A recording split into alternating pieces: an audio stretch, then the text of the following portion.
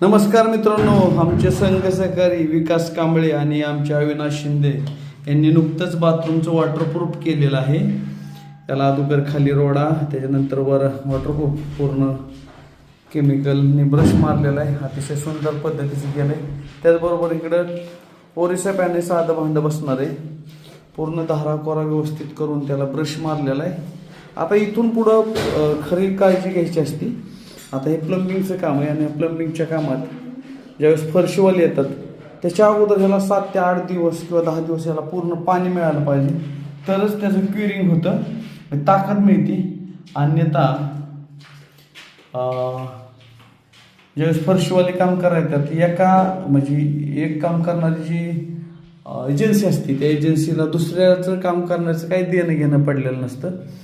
तर त्यावेळेस येते त्यावेळेस ह्या कामावरती छनी, हातोडा किंवा जिथं नडतं तिथं तोडफोड केली जाते. आणि साधारणतः एवढं सगळ्याला आपण जी काळजी घेतली असते, एखाद्या ठिकाणी लीक झालं की पूर्ण बाथरूम लीक होतं किंवा टॉयलेट लीक होतं.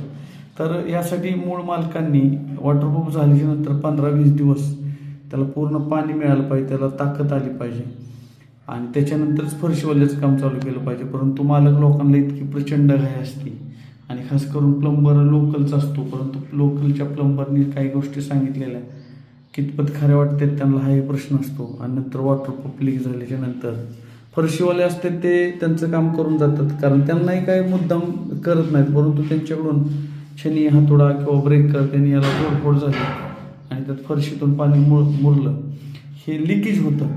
त्यासाठी वॉटरप्रूफ झाल्याच्या नंतर 8-10 दिवसाचा काळ गेला पाहिजे. त्याच्यानंतर बाथरूममधली जी फिटिंग झाली त्या फिटिंगचं तुम्ही पूर्ण प्रत्येक भिंतीचं फोटोग्राफी केली पाहिजे, कारण कालांतराने ज्यावेळेस स्टाईल बसूनवरनी तुम्ही एक्स्ट्रा असेंब्लीवर इन्स्टॉल करत असता, समजा साबण ठेवण्याची वस्तू किंवा टॉवेल रॉड किंवा बऱ्याच काही गोष्टी, त्यावेळेस लाईनचा अंदाज न आल्यानं बऱ्याच वेळा लाईन आतली फुटली जाते. त्यासाठी या गोष्टींची काळजी घेणं गरजेचं आहे.